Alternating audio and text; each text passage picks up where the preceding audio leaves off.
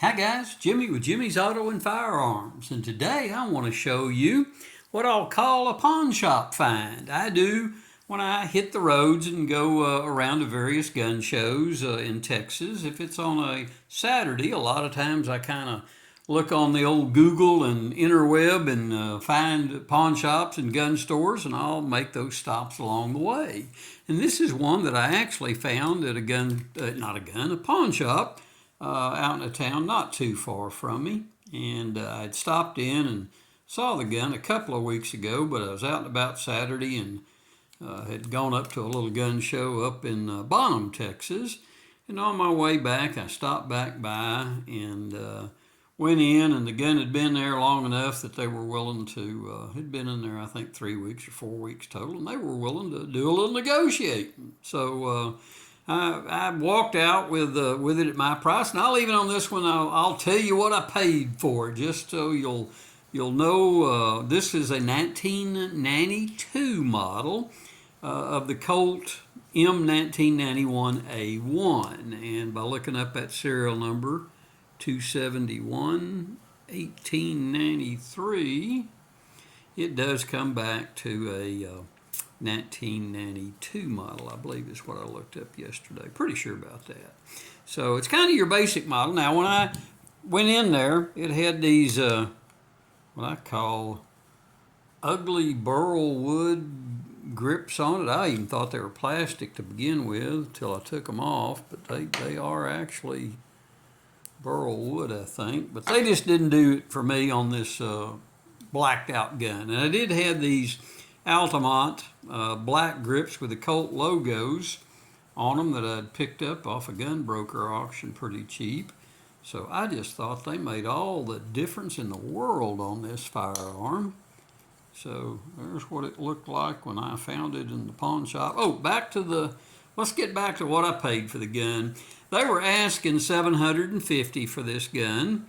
And after negotiation, they agreed to sell me the gun for $650, and you know, I pay sales tax. I am not a gun dealer, and so I ended up walking out with this firearm for $703 and some odd change. So for a 1992 model, just a great condition firearm. Can't fault it at all for a 30-year-old gun. So, oops, I forgot to show y'all that nothing in the chamber and nothing in the magazine. So there's your good look. Again, it's a basic firearm. There's not too much in the way of extras on this gun. Got your basic sights, your basic left-sided thumb safety, and a beaver tail safety. And I do think I'm real fond of those grips that I added to it. I think they give it a good look to the gun, and that all blacked out, rather sinister look to it, shall we say. So it is a Series 80 firing system. And again, in one of my other videos I showed you previously, I showed you how to tell a Series 80 firing system at a glance in case the slide's not marked. But you see that little pin right there?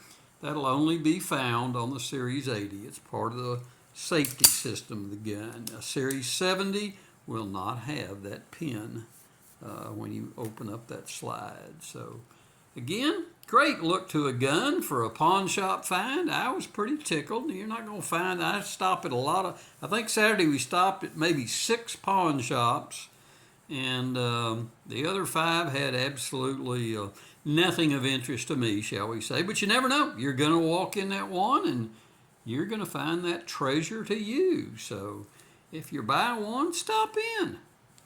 I always look at every gun shop I go by when I'm out on the road, and every pawn shop. So, hey, any questions, put them in the comments below. I'll get back to you. And as always, hey, hit that subscribe button. We're getting real close to the 500 subscriber mark, which is kind of a benchmark, shall we say, for us to try to get to. And I'd appreciate it. So as always, thank you for watching. And until next time, guys, I'll see y'all down the road.